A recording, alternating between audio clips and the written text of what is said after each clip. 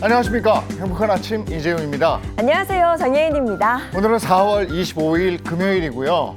오늘이 4월 25일이다 보니까 이제 다음 주면 4월 다 가고 5월 시작되니까 세월 참 빠르다. 올해도 3분의 1이 가는구나 이런 생각이 드는데, 그러면서 나를 위해서 한 일은 뭐 있지? 내가 직장이나 아니면 가족을 위해서 사는데 정작 나를 위해서는 뭐 했지? 이런 생각도 들어요. 네, 내가 정말 좋아하는 게 무엇인지, 또 나를 위해 뭘 할 수 있는지 오늘 하루 동안 좀 생각을 해볼 수 있었으면 좋겠습니다. 자, 금요일에는 건강 리모델링 준비되어 있는데요. 오늘 건강 리모델링에서는 기억력에 관한 이야기 나눠보도록 하겠습니다. 잠시 후를 기도해 주시고요. 금요일 행복한 아침 본격적으로 시작할게요.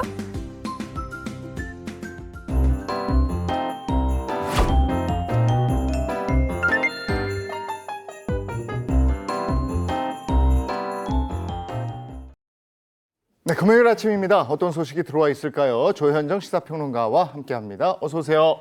네, 안녕하세요. 안녕하세요. 네, 오늘 첫 번째 모닝픽 어떤 겁니까? 네, 오늘의 첫 번째 모닝픽 12주째 상승세입니다. 네, 서울의 아파트 매매 가격이 12주째 상승세를 기록하고 있습니다. 자세히 좀 전해주시죠. 네, 한국부동산원이 24일인 어제 4월 셋째 주 전국 주택가격 동향조사를 발표했는데요. 서울 아파트값은 전주 대비 0.08% 오르면서 12주 연속 상승했습니다. 상승폭은 전주와 동일했는데요. 강남 3구 중에서 서초구, 송파구가 나란히 0.18%씩 오르면서 전주 대비 상승폭을 키웠습니다. 강남구도 상승세를 지속하기는 했지만 전주보다 그 상승폭은 조금 줄어들었고요.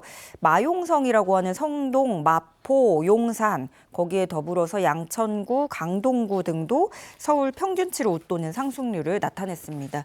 한국부동산원은 재건축 단지나 역세권 등의 선호 지역을 중심으로 매수 문의가 꾸준하고 실거래도 일부 이뤄졌다고 설명을 했는데요. 다만 그 외 지역에는 좀 매수 관망세가 지속되면서 전반적인 시장 분위기는 전주와 비슷하다고 전했습니다. 그런가 하면 또 매매가 침체 계속되고 있었던 세종시 오름폭도 크다면서요? 네, 그렇습니다. 확실히 그 영향을 받고 있는 것 같은데요. 대통령 집무실 이전 기대감으로 한 주 전 상승 전환했던 세종시 지난주에 1년 반 만에 하락세를 멈추고 0.04% 올랐고요. 그에 이어서 또 이번 주에 0.23% 또 상승하면서 가격 상승폭을 키웠습니다. 이건 지난 2023년 7월 넷째 주 때 그 이후 90주 만에 세종시에서 가장 높은 상승폭을 보이고 있는 거고요. 그런가 하면 지난해 11월 셋째 주부터 하락세를 지속해왔던 인천은 보합으로 전환했습니다. 경기도는 전주와 동일한 낙폭을 기록했지만 역시 경기도에서도 또 과천, 성남, 분당, 용인, 수지구 등은 상승세를 이어갔습니다. 수도권 전체로 보면은요, 전주와 같은 0.02%의 상승률을 기록했는데요. 5대 광역시, 8개 도 등이 하락하면서 지방은 0.04% 내렸습니다. 아파트 매매 가격이 서울 같은 경우에 12주째 상승하고 있다. 근데 지방 같은 경우에는 계속 하락하기 때문에 이게 격차가 있어서 걱정은 걱정이에요. 자, 다음 모닝픽 전해주시죠. 네, 두 번째 모닝픽, 판사를 향한 공격입니다. 판사를 향한 공격, 어떤 내용일지 자세히 전해주시죠. 네, 한 매체에 따르면 지난해 11월 14일부터 열흘 동안 전국 법관 690명 대상으로 설문조사를 시행을 했는데요. 특정 사건 재판을 하면서 외부 압력을 받은 적이 있다는 판사가 전체 조사 대상의 47%에 달했습니다. 판사 개인을 향한 공격이 다양하고 그리고 또 무엇보다 굉장히 집요하게 나타나고 있는데요. 가장 많이 언급된 사례를 보면 법원 앞에서 흔하게 볼 수 있는 판사 실명과 사진을 공개해서 모욕을 주는 현수막입니다. 또 SNS 통해서 판사 개인의 신상 정보가 노출되는 경우도 허다한데요. 판결을 문제 삼아서 신상을 터는 일명 좌표 찍기부터 해서 물리적 폭력까지 문제가 심각한 상황입니다. 그래서 이런 외부 압력으로 인한 부담은 형사 사건을 담당할 때 더 큰 것으로 나타났는데요. 부담 유형으로는 판결과 법관에 대한 언론, 정치권의 비난과 압박, 신상 공개, 악성 댓글, 집회와 시위, 신변에 대한 물리적 위협, 공격 등이 꼽혔습니다. 이게 판사들이 받는 스트레스가 이만저만이 아닐 것 같은데 그 업무에서도 어느 정도 영향을 받고 이러는 거 아닙니까? 네, 그러니까 좀 피해가기 되게 어려운 게 어떤 결과를 받아도 어느 쪽에서든 공격을 그렇죠. 받을 환경인 거잖아요. 이런 판사를 향한 집요한 공격이 판사들의 업무 의지를 꺾는다는 비판이 나오고 있는데요. 이 설문조사에서 외부 압력을 받았다는 판사의 56.5%는 이 외부적 압력 때문에 실제로 재판에 부담을 느꼈다 이렇게 답했고요. 큰 스트레스를 겪고 있다는 판사는 97%에 달했습니다. 거의 대부분 판사가 이런 스트레스를 겪고 있다라고 볼 수 있는 건데요. 법관의 독립성을 존중받지 못한다는 생각에 사직까지 고려하는 판사도 적지 않았다고 합니다. 이런 상황이 계속되면요, 문제는 형사재판부 기피 현상이 더 심해지는 거거든요. 법원에 대한 공격이 판사 지망을 망설이게 하는 요소인지 묻는 질문에 절반에 달하는 법관이 그렇다고 답하기도 했습니다. 네. 판사들을 보호할 수 있는 제대로 된 대책이 좀 필요하지 않을까 싶은데요. 네, 근데 이게 그 외부 공격이 뭐 형사적으로 명예훼손이나 모욕죄에 해당한다고 해도 그리고 너무 이제 위협을 가했다고 하더라도 판사 입장에서 이거 판사 개인이 법적으로 대응하기가 되게 쉽지 않은 네. 그런 상황이거든요. 설문조사에 응답한 법관 10명 중에 7명은 현재로서는 법원 조직의 프로세스가 마련돼 있지 않다고 답했습니다. 이에 대해서 법원행정처는 이번 조사를 토대로 법원 차원에서 대응할 수 있는 대책을 마련 중이라고 했는데요. 그러니까 예를 들어서 그런 거죠. 우리가 학교에서 한창 갑질이라든가 이런 문제가 있었을 때 교사가 일일이 응대를 할 수가 없잖아요. 그래서 학교 차원에서의 어떤 제도를 마련하고 창구를 민원 창구도 따로 마련하고 그렇듯이 조직적으로 대응해야 될 프로세스가 필요한데요. 뭐 예를 들어서 형사적 제재 방안 이런 입법 지원이 필요한 부분이 있고 또 제도 개선 방안 부분이 있어서 그런 뭐 민원 전화 창구를 또 따로 한다든가 이렇게 구분을 해서 다음 달 14일에 열리는 자문위원회에 보고할 예정입니다. 이 법원의 권위가 떨어지면 법치 자체가 흔들리는 거기 때문에 빨리 적절한 대책이 좀 마련이 돼야 되겠다 이런 생각이 드는 부분입니다. 자, 다음 모닝픽은요. 네, 세 번째 모닝픽 위험한 어린이날 선물입니다. 우리 재용 MC는 어린이날에 자녀분 선물 혹시 지금 고민이 크실 것 같은데. 다음 달 어린이날인 거 기억하고는 계신 거죠? 아니 애가 이제 초등학교 6학년인데 네. 이제 장난감 사달라 이런 게 없어요. 그렇죠. 그러니까 저는 오. 그날 결심했습니다. 애 학교와 학원 숙제를 안 하는 날로 정합니다. 최고의 선물일 것 같은데요. 네 마음대로 놀아라. 와. 근데 이거는 아빠가 뭐 돈도 안 쓰고 딱 되게 기분 내기 너무 아니 생생하게 좋은. 그 대신 삼시세끼는 있잖아요. 아시는 걸로 제공을 해주고. 네, 네. 알겠습니다. 이제 더 아이들이 있는 집에서는 장난감, 완구, 뭐 요즘에 뭐 이렇게 로봇이나 뭐 이렇게 만드는 거 이런 거 많이들 사달라고 할 텐데요. 아이들 취향뿐만이 아니라 안전성도 좀 고려를 하셔야겠습니다. 서울시에서 어린이날 앞두고 중국 온라인 플랫폼에서 판매 중인 어린이용 완구 25종을 대상으로 안전성 검사를 시행했는데요.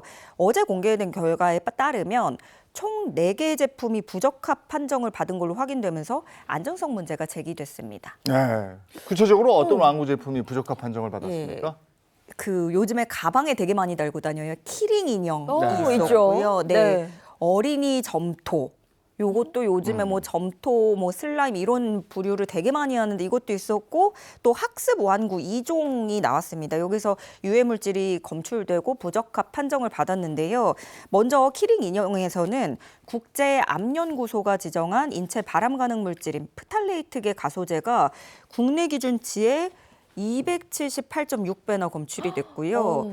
어린이 점토에서는 국내에서 사용이 금지된 클로로메틸아이소티아 졸리논, 또 메틸아이소티아 졸리논이 검출되기도 했습니다. 마지막으로 학습완구 2종 같은 경우에는요, 물리적 시험에서 국내 기준에 맞지 않는다는 판정을 받았는데요. 특정 부분이 날카롭게 만들어져서 사용 중에 찔리거나 배임 이런 우려가 있고 또 삼킴 사고 예방을 위한 경고 표시가 없는 걸로 확인됐습니다. 네, 특히 점토 같은 경우에는 우리 어린이들이 손으로 계속 가지고 노는 거잖아요. 근데 이 어린이 점토에서 발견된 성분이요. 우리나라에서 유해성 논란이 있었던 그런 성분이라고 네, 합니다. 맞아요. 뭐 클로로 메틸아이소티아 졸리논, 메틸아이소티아 졸리논 이게 이름이 되게 어려운데 우리나라에서 가습기 살균제 원료로 사용되면서 논란이 있었던 성분입니다. 이렇게 하면 확 와닿으실 것 같은데요.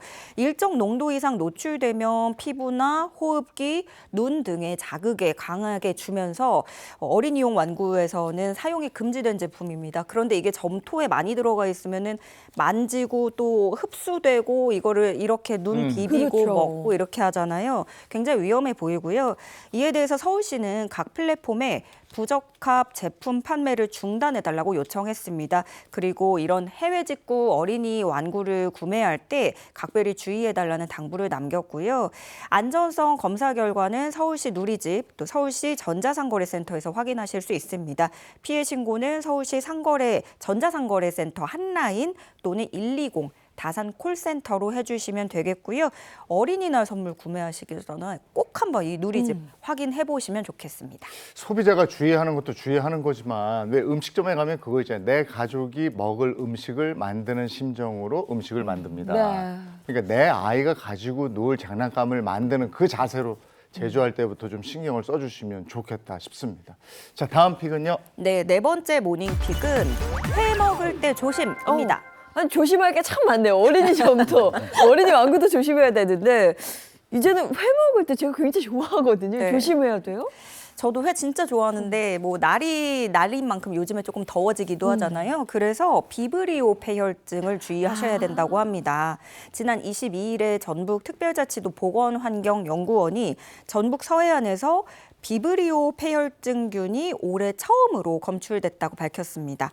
비브리오 폐혈증은 해수 온도가 상승하는 여름철에 집중적으로 발생하는 감염병인데요. 주로 서해안 지역 해수, 갯벌, 어패류에서 주로 검출됩니다. 비브리오 폐혈증균은 해수 온도가 18도 이상일 때 잘 증식하는 특성이 있는데요. 지구 온난화의 영향으로 바다 온도가 뜨거워지다 보니까 해마다 검출 시기는 더 빨라지고 있습니다. 감염 시에 어떤 증상들이 나타나냐면요.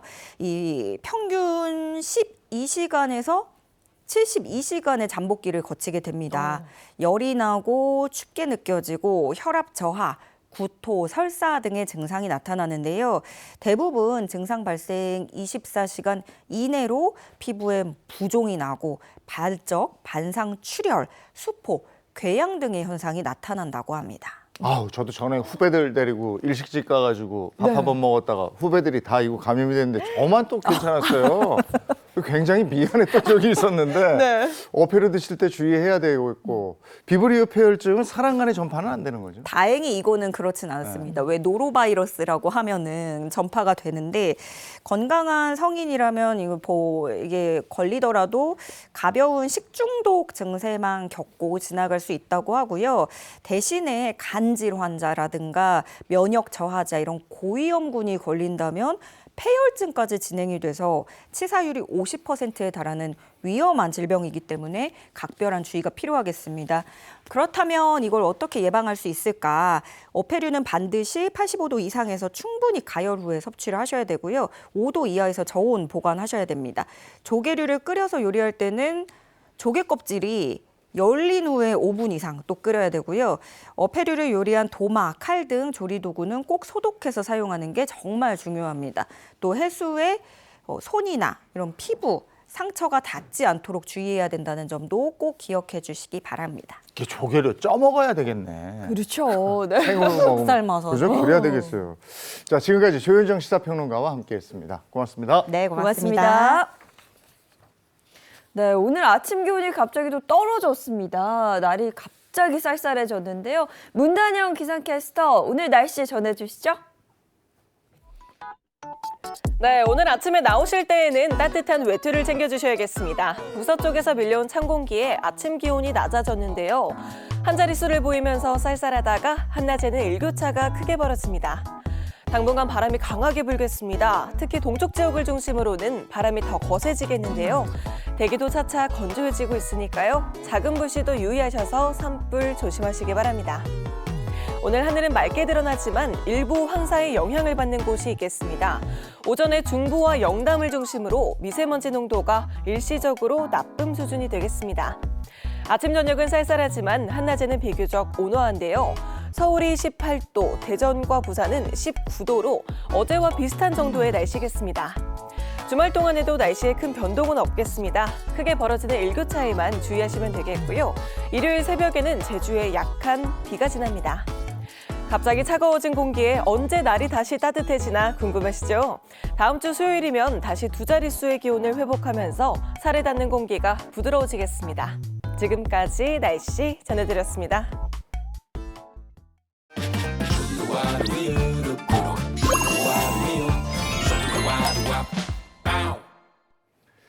임신. 이 임신은 분명히 큰 축복인데 네. 산모 입장에서 보면 신체 변화도 겪죠. 그리고 또 큰 통증이 찾아온다고 그러는데 이 통증을 그냥 산통, 그냥 참아야지. 이것만 능사는 아니라고. 네, 그렇습니다. 산모들이 도움을 받을 수 있는 스트레칭 방법뿐 아니라 재활 치료법 전해드릴 거고요. 그리고 치통 다들 한 번쯤은 겪어보셨을 거예요. 정말 아프고 답이 없는데 시리고 욱신거려서 많은 이들의 밤잠을 설치게 하는 충치의 정체와 예방법까지 올바른 건강 정보 전해드리도록 하겠습니다. 최희의 닥터하우스 함께 보시죠. 우리 집 앞 의사의 진짜 이야기부터 내 몸을 위한 건강 노하우까지 전해드립니다. 안녕하세요. 닥터하우스 MC 최희입니다. 자, 오늘 함께할 첫 번째 주인공 소개해드릴게요. 12,000명의 환자를 진료한 닥터입니다. 어서 오세요. 네, 반갑습니다. 반갑습니다. 안녕하세요. 정형외과 7년차 전문의 강상규입니다. 네, 정형외과 전문의로서 다양한 환자들을 진료를 보고 계시지만 그중에서도 또 특별한 환자분들을 진료하신다고 들었어요. 근골격계 질환을 겪는 환자분들도 진료하기도 하지만 요즘에는 주로 출산 후의 산모를 진료하고 있습니다. 저도 2번의 출산을 겪었거든요. 근데 이게 출산할 때만 아픈 게 아니라 출산 후에도 아프고 정말 우리 여성분들이 출산을 통해서 많은 변화를 경험을 하거든요.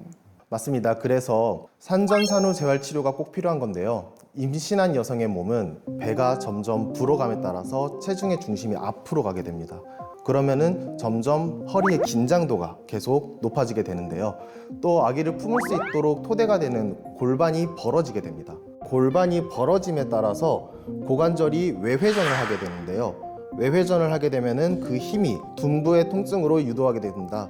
그래서 둔부의 통증을 호소하는 경우가 늘어나게 되는데요. 그리고 이 안쪽에 보시게 되면은 이 근육이 골반저근이라고 하는 근육입니다.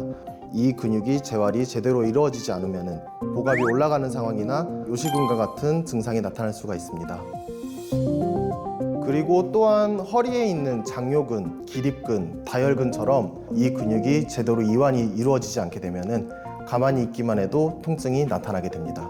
저도 출산을 통해서 참 몸에 많은 변화가 생겼는데 그중에서도 어깨가 정말 많이 결리더라고요. 그럴 수밖에 없는 게 아기를 볼 때나 수유할 때의 자세가 고개를 숙인 상태에서 고정이 되는 자세가 됩니다. 아주 오랫동안 유지하게 하다 보니 어깨에 대해서는 계속 만성 통증이 생기게 되고 어깨가 계속 말리게 되면서 라운드 숄더처럼 나타나게 됩니다. 이럴 때는 어떤 재활 치료를 하는 게 좋을까요? 도수 치료나 충격파 치료, 근육 주사 치료 등을 진행을 합니다. 여성의 몸은 임신을 했을 때 일렉신 호르몬이라고 해가지고 아기가 자리를 잡을 수 있도록 관절을 느슨하게 만들어주는 호르몬인데요. 관절들이 조금 느슨해지면서 임산부에게 체형의 변화가 일어나게 됩니다. 이 호르몬은 출산을 기준으로 점차 분비가 줄어들고 임신 때부터 산후 6개월까지 분비가 됩니다. 그래서 이 시기가 치료의 적기이며 이때는 근육과 관절을 중심으로 치료를 해야 합니다. 그러니까 임신부터 산후 6개월까지가 이 산전산후 재활 치료의 골든타임이겠네요. 맞습니다.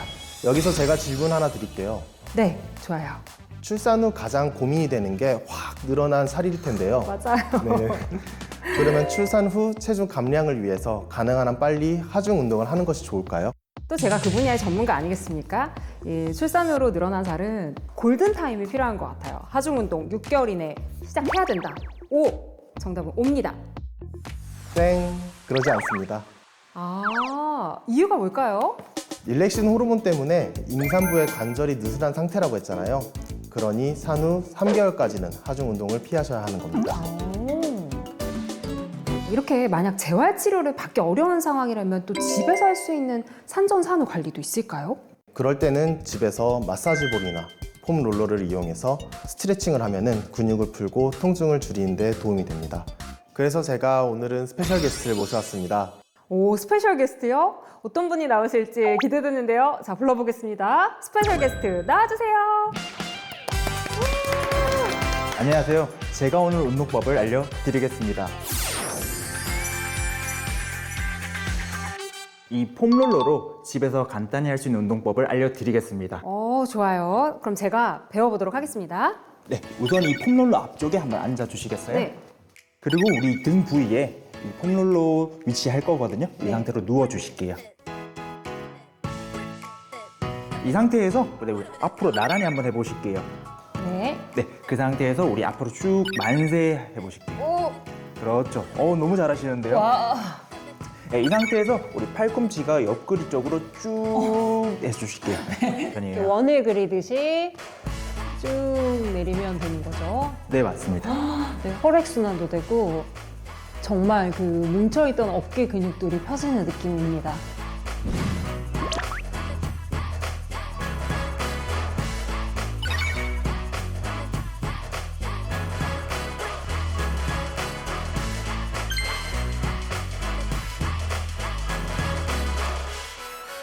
우리 또 출산을 경험하신 분들, 앞두신 분들도 꼭 참고하셔서 잘 관리하시길 바라고요. 강상규 닥터님이 꿈꾸는 목표는 무엇인가요?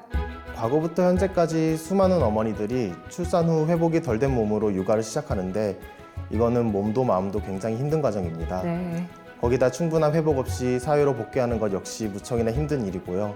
그리고 이들의 가족, 사회적으로 제가 조금이나마 도움이 될 수 있도록 노력하고 싶습니다. 또 출산을 경험하는 많은 여성분들이 다시 건강하고 행복할 수 있도록 닥터님 앞으로도 잘 부탁드립니다. 어디서도 들을 수 없었던 강상규 닥터님의 진솔한 이야기, 닥터하우스가 늘 응원하겠습니다. 감사합니다. 감사합니다.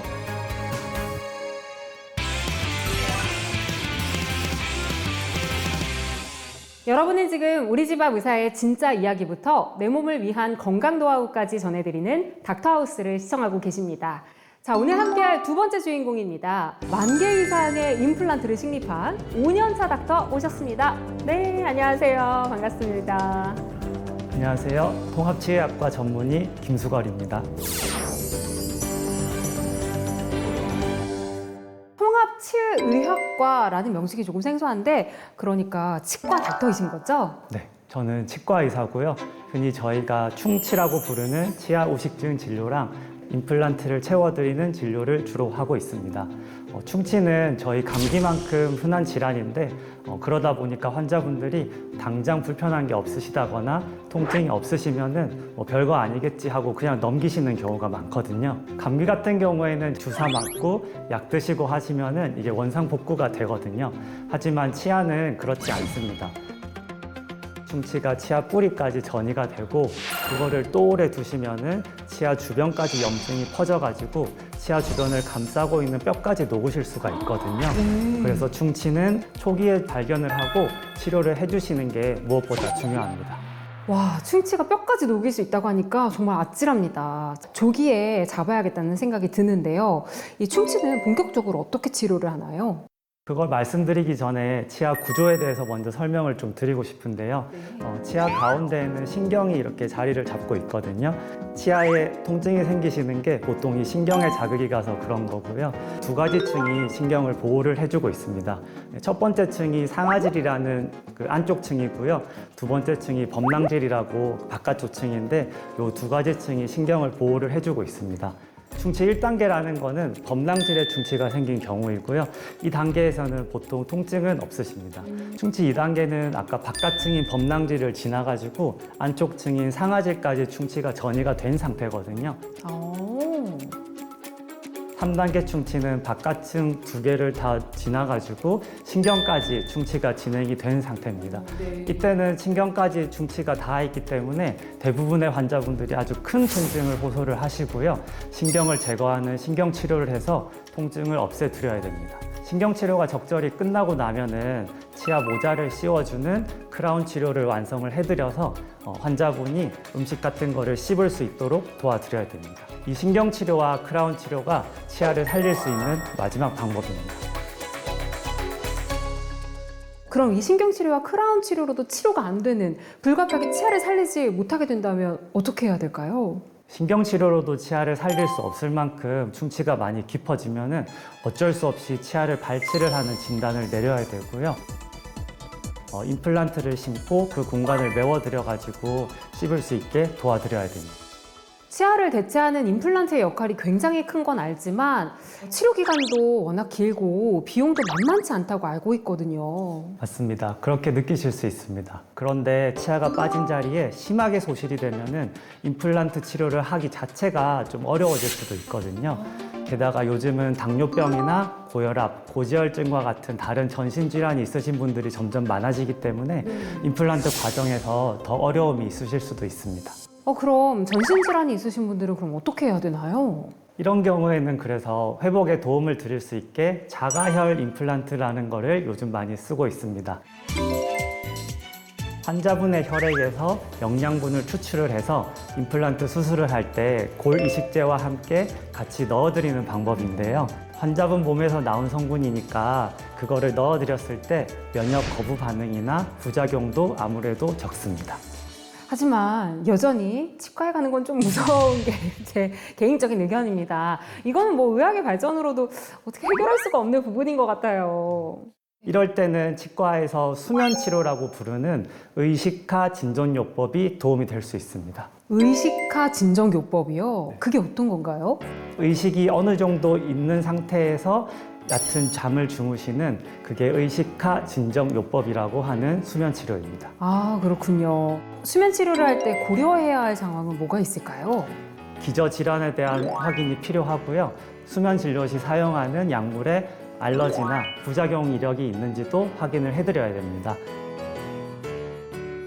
그래도 가장 좋은 치료는 예방일 것 같은데요. 통합치의학과 전문의가 추천하는 충치 예방법은 뭐가 있을까요? 보통 양치질 하시기 힘든 부위가 앞니 쪽보다는 뒤쪽 어금니 쪽이거든요. 뒤쪽 어금니까지 양치질을 잘 하시려면은 이렇게 칫솔을 넣고 오히려 입을 너무 크게 벌리시기보다는 조금 작게 하시면은 칫솔이 안쪽까지 잘 들어가는 것을 느끼실 수가 있어요. 입을 좀 작게 벌리셔서 뒤쪽 어금니까지 양치질을 잘 해주셨으면 좋겠습니다. 이제 마지막으로 닥터하우스 공식 질문입니다. 김수걸 닥터님이 꿈꾸는 목표는 무엇인가요? 치아가 빠진다는 거는 치아만의 단순한 문제가 아니라 환자분의 씹는 즐거움과 일상생활의 행복까지 뺏어가는 아주 큰일이라고 생각합니다. 그래서 저는 환자분들의 씹는 즐거움과 일상 속 행복을 다시 찾아드리는 것이 제 진료의 이유이자 이루고 싶은 목표입니다. 맞아요. 치아가 건강해야 잘 먹을 수 있고 또 잘 먹어야 우리가 건강할 수 있잖아요. 앞으로도 좋은 진료 부탁드리겠습니다. 어디서도 들을 수 없었던 김수걸 닥터님의 진솔한 이야기, 닥터하우스가 늘 응원하겠습니다. 감사합니다. 감사합니다. 네, 저희는 다음 시간에 또 다른 이야기로 찾아오겠습니다. 지금까지 닥터하우스 MC 최희였습니다.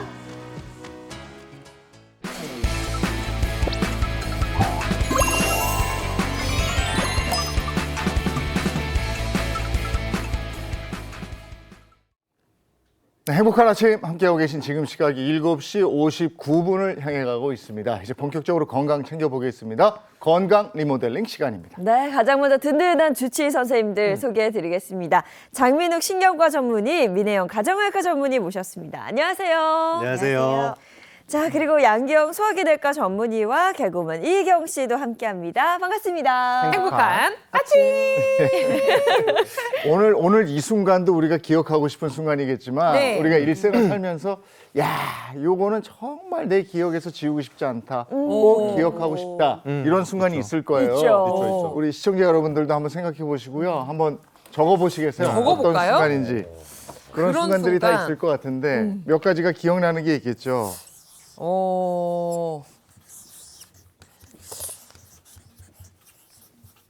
보통은 행복한 순간이겠죠? 그렇죠? 그럴 것 같아요.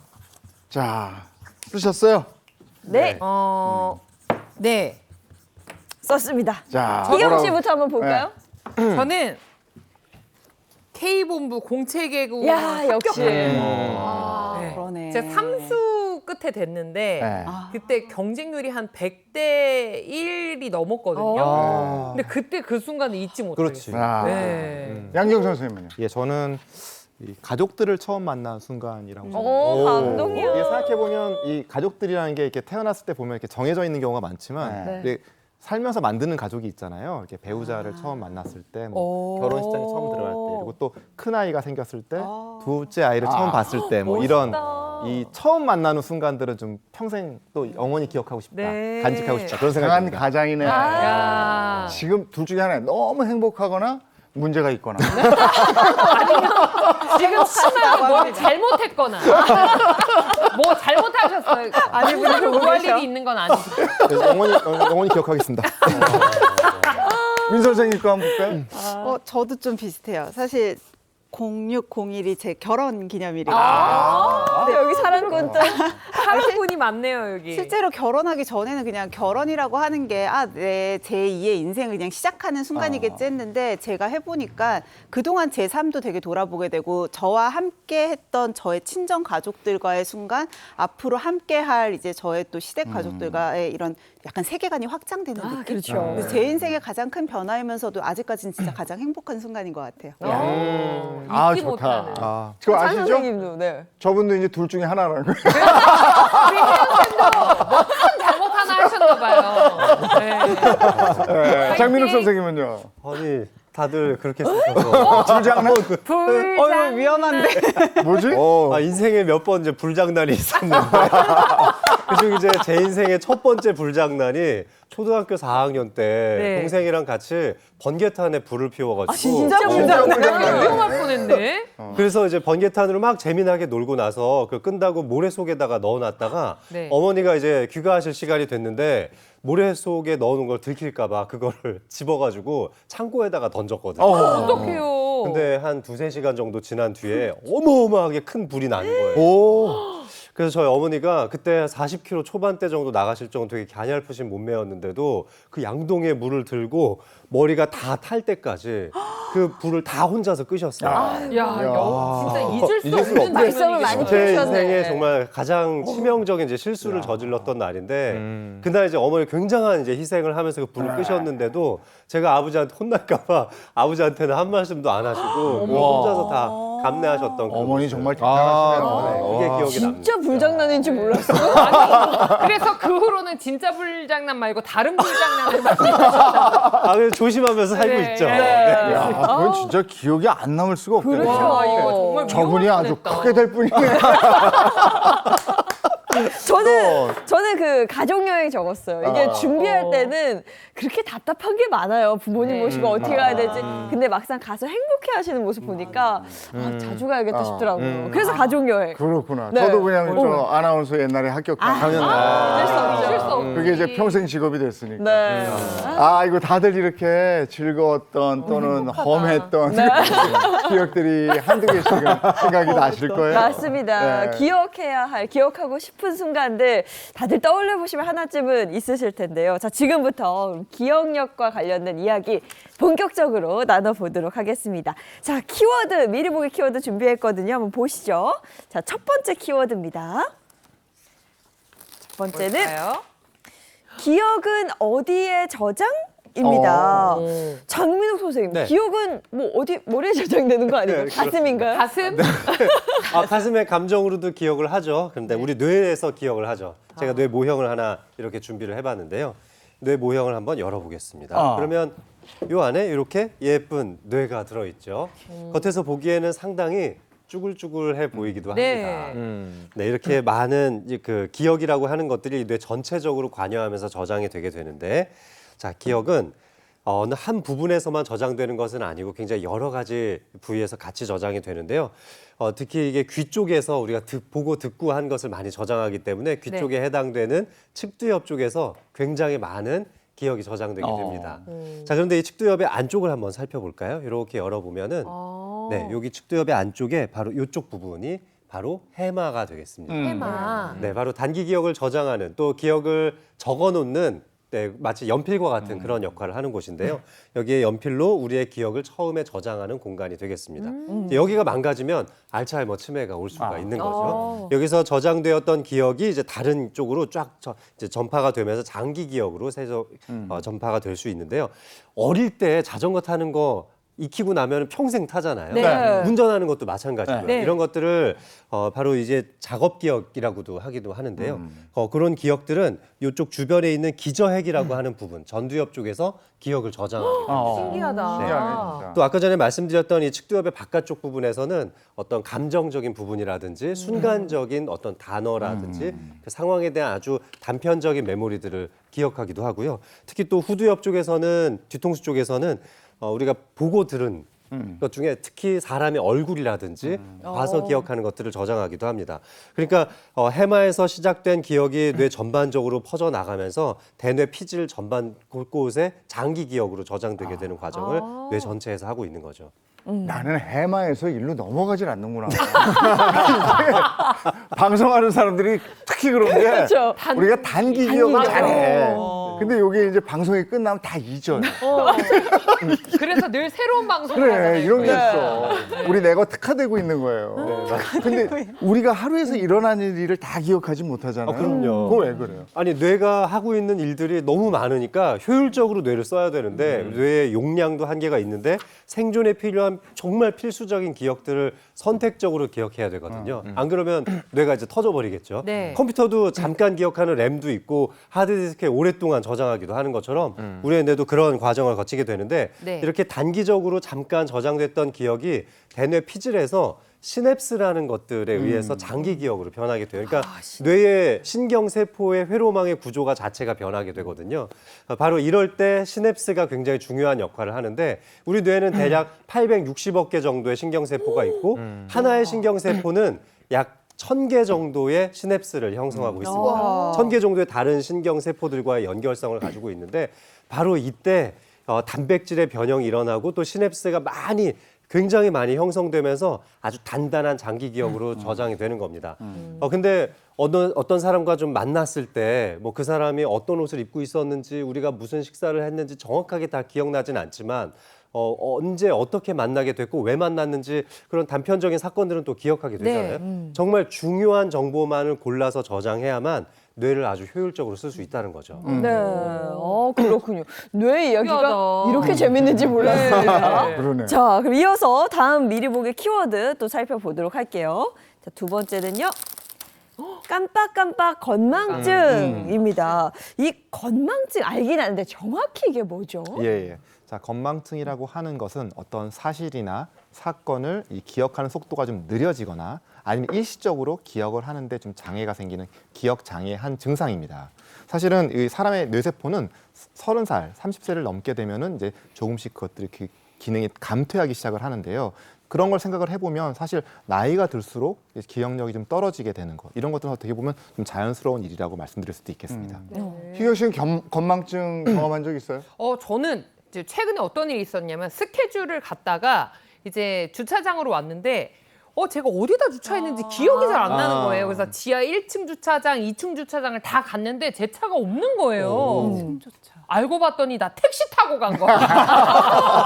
이거 심각한데? 자체를 안 타고 갔었어, 오늘 내가. 심각해. 그래요? 심각해. 근데 그때는 너무 이제 급해서 내가 급해서 사진을 못 찍어서 어디다 뒀더라? 습관적으로 찾은 거예요. 이게 신기하더라고요. 그거는 저기 장명수님 병원 가봐야죠. 그거 좀 문제가 있는 것 같아요. 근데 저는 가끔 통화를 하면서 지하 주차장에 막 내려와요. 차를 타고 야, 나 핸드폰 놓고 왔다. 그리고 올라가려고 되게 해요. 흔한 실수지. 그게 어디 통화를 하면서 그런데? 이것도 한 50대 주부들이 겪는 건데. 우리 같이 갈래요? 같이 갈까요? 근데 저는 오늘도 그랬어요. 주차장에 내려갔다 차 키가 없는 거야. 근데 다시 올라가서 차 키 가지고 다시 내려왔는데 이거 자주 이래요. 왜 그럴까? 이거 왜 그럴까요, 정말? 사실 건망증이 생기는 원인은 정말 다양한데요. 가장 큰 원인 중에 하나는 바로 스트레스입니다. 제가 보기엔 세 분 다 스트레스를 좀 많이 받은 것 같아요. 행복한 기억이 별로 없어. 우리가 스트레스 너무 극심하게 받으면요. 갑자기 내 뇌가 딱 멈춘 것 같은 기분 다들 좀 느껴보셨을 거예요. 실제로 스트레스가 뇌에 영향을 많이 주고요. 그중에서도 아까 장민숙 선생님께서 설명해 주셨던 해마에 큰 영향을 미치거든요. 해마가 기억력을 주로 담당을 하고 있다 보니까 스트레스가 극심할 때에는 스트레스 호르몬이 콜티졸이 나오면서 이런 기능이 일시적으로 떨어지면서 기억력 감퇴가 올 수 있습니다. 예, 또 이 기억력에 정말 큰 영향을 미치는 것이 바로 수면입니다. 수면. 자, 이 수면은 렘 수면과 넌 렘 수면으로 이렇게 분류할 수가 있는데요. 먼저 렘 수면을 말씀드리면 렘 수면은 뇌는 활동을 하고 있는데 이제 몸은 휴식을 취하고 있는, 그러니까 약간 얕은 수면의 형태이고요. 넌 렘 수면은 뇌하고 몸이 모두 이렇게 휴식을 취하고 있는, 그러니까 정말 깊은 형태의 수면으로 생각하시면 되겠습니다. 우리는 보통 자는 동안 이 렘 수면과 넌 렘 수면이 이렇게 교대로 이렇게 반복되면 나타나게 됩니다. 자, 그런데 전날 이렇게 우리가 여러 가지 정보를 이렇게 보고 들으면서 이렇게 느껴지고 하는 이 정보들이 잘 정리가 돼서 이것이 이제 기억으로 이렇게 정착되는 거는 이 수면 시간 중에서 이 렘 수면 이 시간에 이제 그런 것들이 이루어지게 되는데요. 그렇기 때문에 이 렘 수면일 때 필요하지 않은 정보들은 알아서 제거를 하고요.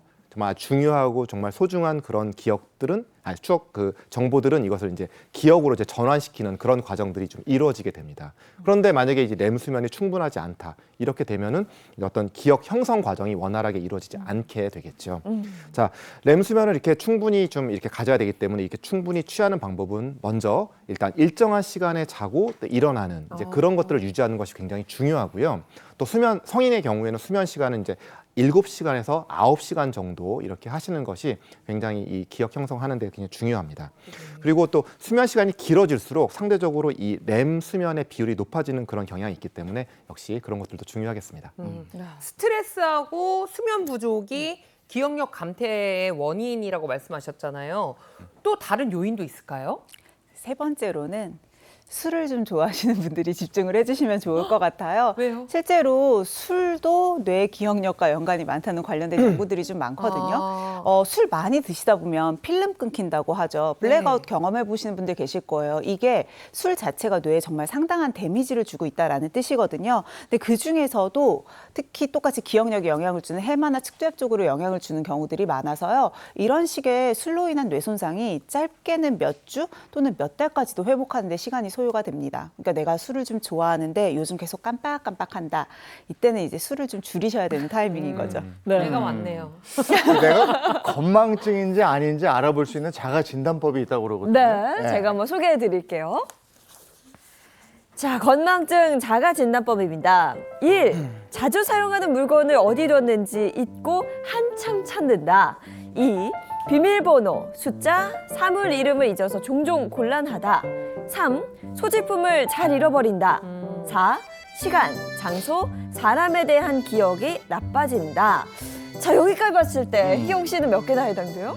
저는 지금 3개가 해당돼요. 1번, 2번, 3번. 이거를 그런 적이 있다 요 정도로 생각을 하니까 이런 적은 있었던 것 같아요. 네, 되게 좀 많은 것 같은데. 저는 1번 자주 사용하는 물건 그 자동차 키 같은 거 특히 어디다 뒀는지 잘 모를 때가 있어요. 네. 깜빡깜빡해요. 아 근데 사물 이름 잘 생각나지 않지 않아요? 이게 방송할 때 그 뭐야? 그거 저기 거시기 뭐 이렇게 점점 그렇게 되는 것 같아요. 그래요? 50대인데. 저는 술을 끊어야 될 것 같아요. 네. 근데 이게 다가 아닙니다. 이어서 보겠습니다. 자, 5. 해야 할 일, 한 일을 기억 못하거나 놓친다. 6. 며칠 전 들은 이야기를 잊고 같은 질문을 한다. 7. 가족 생일, 약 복용 등 주기적으로 해온 일을 잊는다. 아, 이거 희경 씨 불안불안한데 여기는 몇 개 해당돼요? 저 이거 4번이요. 하나인데 해야 할 일을 기억 못한 적은 종종 있는데 한 일은 기억을 하긴 하거든요. 그래요? 요거 0.5개 갈게요. 0.5개. 여기서는 해당되는 게 없고 7번 이거 가족 생일 기억 이거는 생존하고 관련이 있는 거라. 생존. 그렇죠. 위험한 거네요. 네, 큰일 납니다. 아, 큰일 납니다. 네, 기념일 잘 챙겨야죠. 기억하셔야죠. 네, 이어서 보겠습니다. 자, 8. 가스불을 끄지 않아 종종 태운다. 9. 과거보다 최근 기억이 현저히 나빠졌다. 10.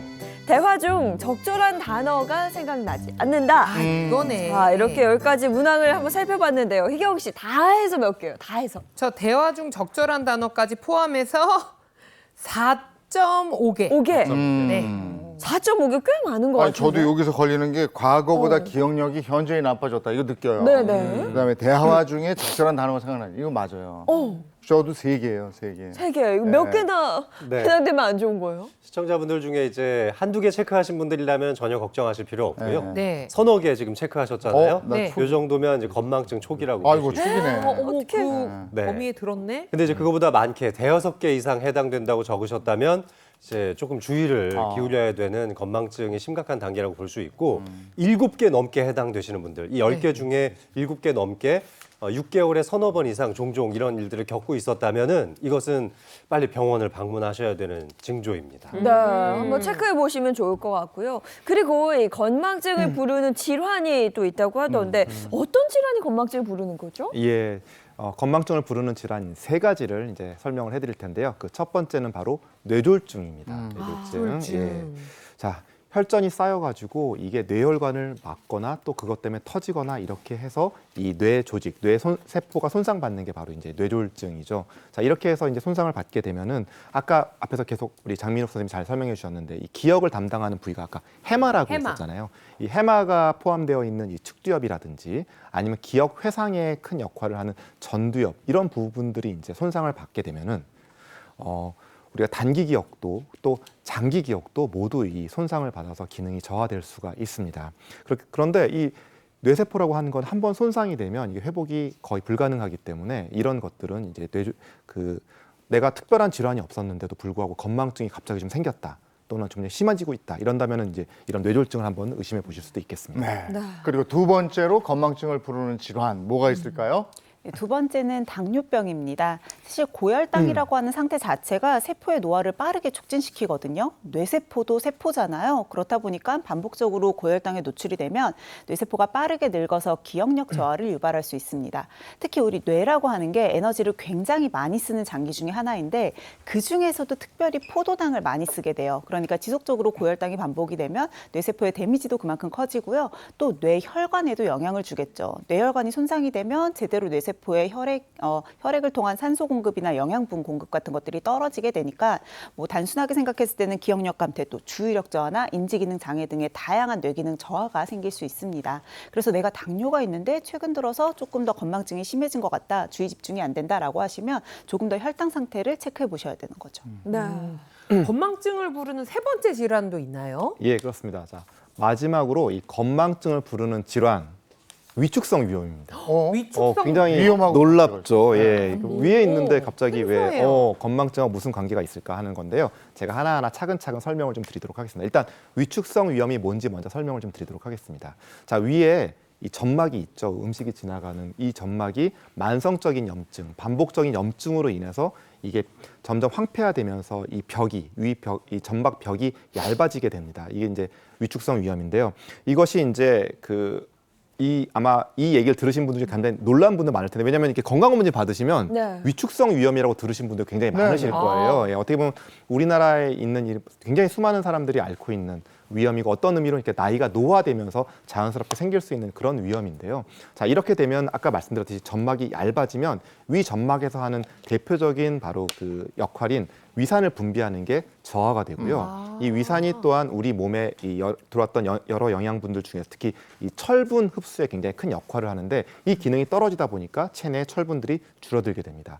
자, 이 철분이 줄어들면 헤모글로빈 같은 게 덜 만들어질 거고 뇌로 봤을 때는 뇌의 산소 공급이 이제 줄어들게 되면서 신경 전달 물질의 합성도 원활하지 못하게 됩니다. 그러면 뇌 기능이 저하되게 되겠죠. 이렇게 좀 저하되면서 결국은 이게 건망증으로 좀 이어질 수가 있습니다. 하지만 이렇게 질환으로 인한 건망증들은 원인이 되게 명확하기 때문에 이 원인을 해결을 해주면, 이 질환을 치료를 해주면 건망증이 좋아질 수 있으니까 너무 걱정하지 않으셔도 될 것 같습니다. 네, 자 기억력 관련해서 이야기 나눠보고 있습니다. 자 이어서 3번째 미리 보기 키워드 한번 살펴볼게요. 자 3번째입니다. 세상에서 가장 슬픈 병. 다들 좀 아실 것 같아요. 네, 맞습니다. 아마 이제 치매에 해당될 텐데요. 치매. 치매는 원래는 정상적으로 잘 작동됐던 뇌 상태가 후천적으로 어떤 원인에 의해서 기억력을 포함한 판단력이나 주의력 등의 인지력 전반이 감소하게 돼서 이것이 내가 영위할 수 있는 일상생활에 큰 지장을 초래하고 있으면 그것을 치매라고 부릅니다. 작년에 중앙치매센터에서 이제 추정한 통계로는 100만 명을 넘어섰다고 하고요. 이 수치는 앞으로도 기하급수적으로 늘어날 전망입니다. 저는 궁금한 게 듣다가 보니까 건망증도 기억력이 저하되는 거고 치매도 기억력이 저하되는 거잖아요. 되게 비슷하면서도 다른 느낌인데 둘은 어떻게 다른가요? 실제로 많은 분들이 건망증과 치매를 좀 동일시한다거나 굉장히 헷갈려하세요. 그러니까 뭐 핸드폰 같은 거 좀 못 찾고 깜빡깜빡하면 나 치매 오는 거 아니야? 이런 걱정 되게 많이 하시거든요. 하지만 이 두 질환은 엄연히 다른 질환입니다. 좀 비교를 해서 설명을 해드리면요. 일단 건망증 같은 경우에는 기억력 감퇴를 스스로 좀 인식하는 편이에요. 내가 깜빡깜빡한다는 걸 인정하죠. 하지만 치매는 스스로 기억력 감퇴를 인식을 잘 못하고요. 또 큰 차이 중에 하나가 힌트예요. 힌트를 줬을 때 건망증은 맞아 하고 기억해내는데 치매는 힌트를 줘도 내가 그랬어? 이런 식으로 이제 기억을 잘 하지 못합니다. 마지막으로 일상생활에 있어서도 건망증은 아주 크게 지장을 주지 않죠. 하지만 치매 같은 경우는 일상생활에 지장이 있고 더 진행이 될 경우에는 간호가 필요합니다. 건망증이 있다고 해서 모두 다 치매로 진행하는 것은 아닙니다. 그 상태로 그냥 끝날 가능성이 많죠.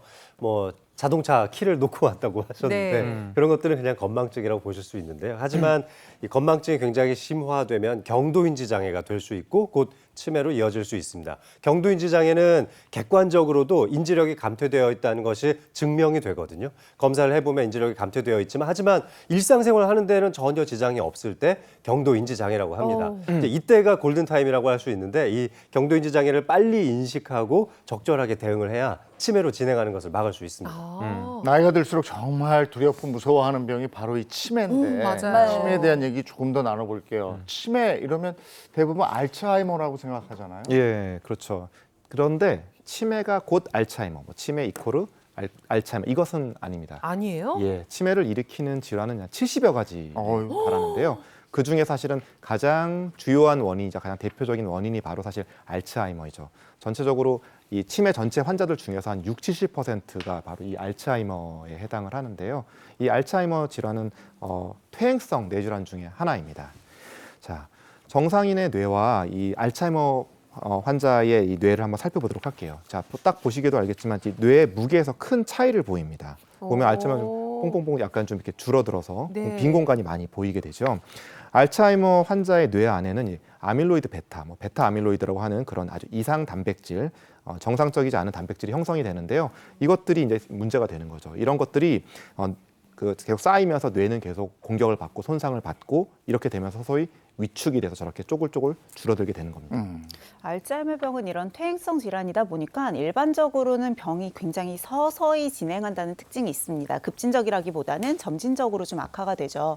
그리고 환자분들이 사실 처음에는 대부분 아까 얘기하신 그냥 경도 인지장애 정도로만 시작을 해요. 그런데 여기서 점점 진행을 하면서 대략 증상 발현부터 진단까지가 2~3년 정도가 걸리고요. 진단을 받게 되면 나중에 요양시설에 머무르게 되는 데까지 한 3년에서 6년 정도가 걸립니다. 또 이때 이후부터 사망까지가 한 3년 정도 기간이 평균적으로 소요되거든요. 그래서 총 유병 기간이 일반적으로는 9년에서 12년 정도 소요된다고 알려져 있죠. 아까 전에 치매 그 원인 질환이 한 70여 가지가 된다고 하셨잖아요. 그중에 가장 대표적인 게 알츠하이머라면 또 다른 치매 원인이 되는 질환이 있나요? 예. 혈관성 치매가 이제 그 다음에 해당하는데요. 아까 우리 건망증 할 때 이 뇌졸중 말씀드렸잖아요. 그래서 네. 뇌졸중이 있으면 이제 문제가 된다고 했었는데 마찬가지로 치매도 이 뇌혈관 질환, 뇌졸중과 같은 이 뇌혈관 질환에 의해서 이 뇌 조직이 이 손상을 입어서 치매가 발생하는 경우를 혈관성 치매라고 얘기를 합니다. 이 혈관성 치매는 전체 이 치매 환자들 중에서 15에서 한 20% 정도에 차지하기 때문에 알츠하이머병 다음으로 많은 이 비중을 차지하는 그런 질환이 되겠습니다.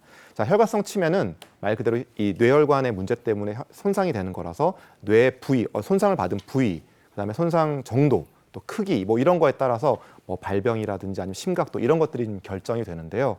예를 들어서 뭐 보행 장애라든지 아니면은 운동의 어떤 마비, 뭐 발음 이상 이런 신경학적인 이상이 이 치매의 좀 초기 단계부터 같이 좀 동반되는 것이 좀 약간 특징적인 그런 소견이 되겠습니다. 그리고 또 이 고혈압, 뭐 당뇨, 고지혈증, 삼고라고 부르는 예, 이런 것들이 있거나 아니면은 뭐 흡연을 하신다든지 아니면 좀 과도한 음주를 하신다 이런 것들은 굉장히 잘 알려져 있는 그런 아주 위험한 위험 요인이죠. 이제 그런 것들이 있다라고 하면 이제 그런 것들은 정말 줄이시고 또 치료하시는 것이 정말 중요하겠습니다.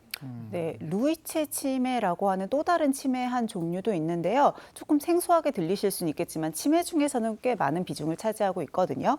이 루이체 치매는 주의력, 또 실행 기능이나 또 가장 특징적인 게 시간 공간 능력이 저하가 됩니다. 그러면서 환시를 동반하는 경우가 많은데 이게 흐릿하게 보이는 게 아니라 굉장히 생생한 환시를 경험을 하시는 분들이 많으세요. 또 발병 초기에는 수면 장애 중에서도 잠꼬대나 심하게 몸부림을 하는 것 같은 수면 장애가 많이 동반된다는 것도 굉장히 특징적이거든요.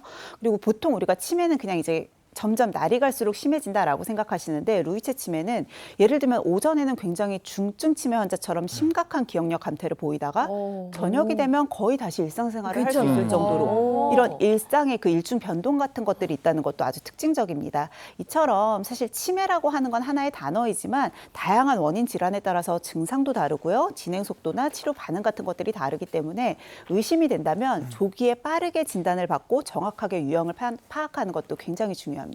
자, 일단 치매인지 아닌지 확인해 볼 수 있는 테스트 간단한 거 한번 준비해 봤는데요. 테스트. 네, 실제 임상 영상에서 사용하고 있는 테스트와 좀 흡사하게 구성해 봤습니다. 제가 지금부터 단어 불러 드릴 텐데 요거 기억했다가 이따가 여쭤봤을 때 한번 노트에다가 적어 보셨으면 좋겠습니다. 바로 하는 게 아니에요? 네, 자 스케치북에 적어 주셔야 하는데요. 시청자분들도 연필이랑 펜이랑 한번 뭐 종이랑 준비를 좀 해보시죠. 네. 자, 지금부터 단어를 12개 불러드릴 겁니다. 12개? 잘 기억해 보세요. 기억해야 돼. 네, 장미꽃, 사과, 연필, 인형, 볼펜, 노트북, 우산, 팽이버섯, 팽이버섯? 사탕, 양말, 칫솔, 안경.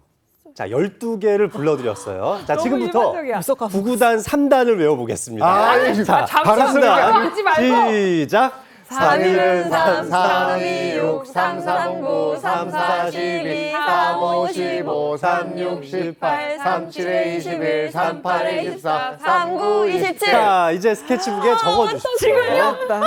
잠깐만. 시청자분들도 얼마나 외우셨는지 준비된 노트와 펜이 있다면 한번 적어보시고 아까 전에 제가 불러드렸던 단어 한번 되뇌어 보시는 것도 좋을 것 같아요. 몇 개 정도 기억하실 수 있는지 한번 테스트를 해보는 겁니다. 12개 중에 과연 몇 개나 적으실 수 있을지 궁금합니다.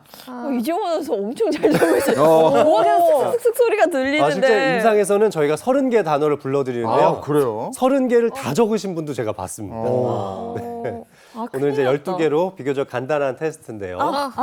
네. 잠시. 많이 못 적으셔도 돼요. 이 기준이 그렇게 높지는 않거든요. 아, 그래요? 그래요? 네.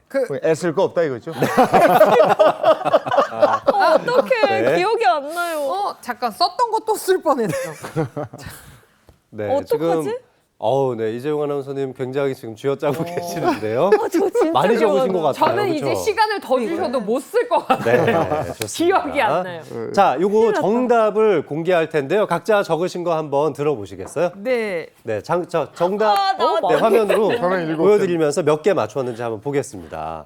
아까 전에 보시면 장미꽃, 맞다. 사과, 칫솔 연필, 있었다. 네, 있었죠. 인형, 진짜 볼펜, 안경. 노트북, 우산, 팽이버섯, 사탕, 양말, 칫솔, 안경까지. 와, 많이 8개 적으셨네요. 적었어. 오, 저는 7개예요. 네, 하나, 좋습니다. 둘, 셋, 넷, 다. 일단은 몇 개 적으셨죠? 저 5개. 5개. 5개 이상 적으셨다면 걱정 안 하셔도 돼요. 아, 그래요? 네, 8개 적으셨어요. 저 8개. 정말 천재네, 대단하신데요. 근데 아마 시청자분들 중에서는 3, 4개밖에 못 적으신 분들이 있을 텐데요. 그런 분들은 경도인지 장애를 의심해 볼 수 있고 3, 4개도 못 적고 1, 2개밖에 못 적었다면은 병원에 오셔서 정밀한 진단을 받아보시는 게 좋습니다. 아, 여기 있었네. 와, 이거 이걸 안 봤네. 그것도 건망증이. 100번을 아까 분명히 보셨잖아. 아니 근데 저는 지금 이거 하면서 아까 정말 이렇게 뭔가 그 범위가 넘어가면 병원을 와보라고 했잖아요. 그렇죠. 그러면 이렇게 우리가 민욱쌤한테 찾아가면 어떤 검사들을 하는 거예요? 네, 이제 신경과나 정신과에 오시면은 처음에는 간이 인지 기능 테스트를 합니다. 요즘은 치매 센터에서도 많이 하고 있으니까요. 네. 지역 보건소를 찾아보셔도 좋을 것 같습니다. 이렇게 간 인지 테스트는 근데 좀 중증으로 진행됐을 때만 나오기도 하니까요. 그래서 좀 의심이 많이 될 때는 아주 정밀하게 볼 수 있는 신경심리 검사라는 아주 정밀한 테스트를 하는데 짧게는 한 30분에서 길게는 한 2시간 넘게까지 테스트에 시간이 소요되고요. 그리고 그 다음에는 뇌에 뇌에 무슨 문제가 있는지 MRI 촬영도 혹시 필요하다면 하게 되고 또 뇌의 노폐 대사 단백질인 베타아밀로이드가 얼마나 쌓여 있는지 PET-CT 검사까지도 하기도 합니다. 네, 이런 검사 진행 후에 치매로 진단을 받으면 그 이후에는 어떻게 해야 돼요? 일단은 치료가 급선무일 텐데요. 뇌에서 기억력을 저장하는 과정이 해마에서 이루어진다고 했는데 이 해마가 작동될 때 바로 아세틸콜린이라고 하는 일종의 신경 전달 물질, 이제 호르몬이 발생이 되는 건데 이 아세틸콜린에 의해서 이 장기 기억력으로 변환될 수 있는 준비를 하거든요. 이 아세틸콜린을 좀 더 많아지게 해줄 수 있는 약들을 이제 알약이나 패치제 형태로 처방을 하기도 합니다. 그런데 이게 뇌가 망가지는 알츠하이머 치매로 변환되는 과정에서 가장 중요한 게 바로 베타아밀로이드라고 하는 노폐 단백질인데요. 이 노폐 단백질이 발생하는 초반부터 이 면역학적 치료를 이용해서 없앨 수 있는 치료제가 작년에 국내에도 이제 소개가 됐습니다. 치매 치료에 새로운 장이 열렸다고 할 수 있는데요. 이런 치료를 통해서 원인이 되는 물질을 제거하는 새로운 치료도 있으니까 혹시 내가 거기에 해당된다면 치매 초기에는 이런 치료도 받으실 수 있습니다. 물론 이제 동반되는 여러 가지 부작용도 고려해야 되기 때문에 전문의와 아주 심도 깊은 상담을 통해서 해보시면 좋겠습니다. 근데 우리가 치매는 보통 노인성 질환으로 알고 있는데 요즘에는 젊은 층에도 치매가 발병한다면서요? 맞습니다. 보통 이제 노인성 질환이다 보니까 보통 치매 앓으시는 분들 대부분이 65세 이상이기는 합니다. 자, 그런데 그러면은 비교적 젊은 아까 방금 말씀하셨던 것처럼 40대, 50대에서는 없느냐? 그렇지 않습니다. 최근에 이 40대, 50대 비교적 젊은 층에서도 이 치매들이 점점 늘어나고 있는 그런 추세인데요. 이렇게 65세 미만에서 발생하는 치매를 조발성 치매라고 얘기를 합니다. 일찍 발생하는 그런 치매라는 뜻이죠.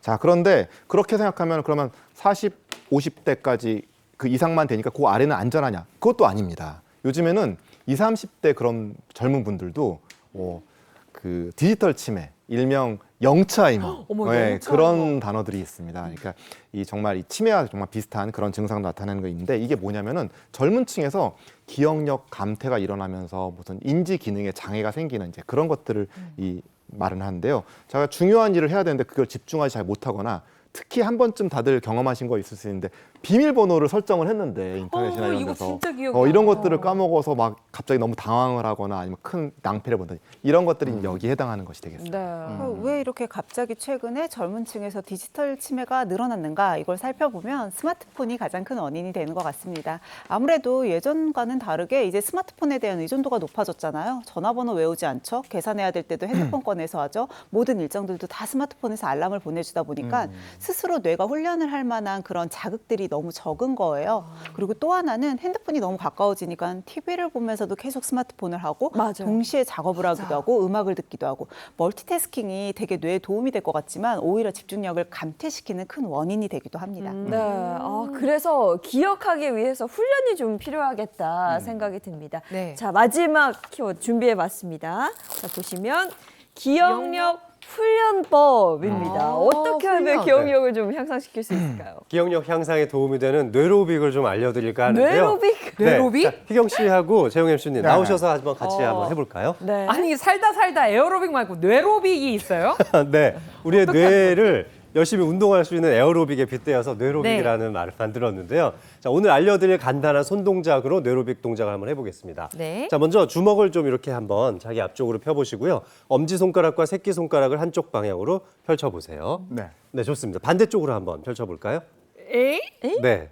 자, 이렇게 해서 반복적으로 하면 평소에 내가 사용하지 않던 근육을 쓰기 위해서 전두엽을 굉장히 많이 쓰게 되죠. 선생님 목이 이렇게 따라가는 건 어떻게 네, 되는 거예요? 괜찮습니다. 네, 리듬을 좀 타기 위해서 하셔도 좋은데요. 자, 이렇게 같은 방향으로 새끼손가락과 엄지손가락을 움직이는 동작. 제가 이 뇌로빅은 사실 많이 알려드렸거든요. 근데 이번에는 규칙을 좀 바꿔보겠습니다. 자, 새끼손가락 대신에 네. 검지손가락으로 한번 바꿔보세요. 자, 한번 가볼까요? 이렇게. 하나. 네. 어렵다. 네, 좋습니다. 네, 조금 전에 했던 동작에서 규칙이 바뀐 거죠. 네, 바로 엄지손가락과 소리가 나는 건 어떻게 되는 거예요? 새끼손가락 대신에 반대긴 하는데 그래도 이렇게 집중하면 되네요. 맞습니다. 몇 번 하니까 집중해야 돼요. 괜찮아요. 이 규칙을 변경하는 과정에서 굉장히 뇌를 많이 쓰게 되거든요. 그러네. 자, 이번에 규칙을 한 번 더 바꿔볼까요? 이번에는 엄지손가락 대신에 오케이 사인으로 바꿔보겠습니다. 자, 엄지손가락으로 가리키면서 오케이. 오케이. 네, 좋습니다. 다시 엄지손가락으로 가리키면서 오케이. 오케이. 네, 오케이. 오케이. 오케이. 오케이. 오케이? 아, 내가 부정적이게 오케이? 오케이가 잘 안 되네. 아, 오케이 어려운데 오케이. 좋습니다. 오케이. 네. 이렇게. 저는 여기에서 한계가 느껴지네요. 아니 오케이 어려워. 오케이. 네, 좋습니다. 이런 식으로 천천히 동작을 바꿔가면서 해보시는 동작을 해보시면 이게 집중해야 굉장히 집중력이 향상될 수 있습니다. 그러네요. 지금 벌써 머리가 활활 타오르는 것 같지 네네, 않습니까? 지금 뇌로믹이 확실해요. 자, 이번에 동작은 거미줄 타기 동작인데요. 네. 우리 어릴 때 이렇게 엄지랑 검지를 이용해서 거미줄 타기 동작 많이 해봤던 거 기억나세요? 네, 천천히. 네, 맞습니다. 요거는 되지. 하나, 둘, 검지, 엄지, 검지, 엄지 이렇게 부딪히면서 하시는 건데요. 조금 동작을 바꿔서 이번에는 검지 대신에 중지로 한번 옮겨보세요. 중지. 그 다음에 약지로 한번 가볼까요? 네, 약지로 한번 거미줄을 타보고. 어디 있니 약지야? 그 다음에 약지 어디 새끼 있니? 손가락으로 거미줄을 한번 타보겠습니다. 새끼와 엄지 손가락을 번갈아가면서 맞추는 거죠. 아예 안 부대죠. 네. 야, 천천히 이거 하시면 진짜 됩니다. 어렵다. 네, 맞아요. 아예 없어. 네. 자, 이렇게 어떻게 돼? 번갈아가면서 마주치면서 네.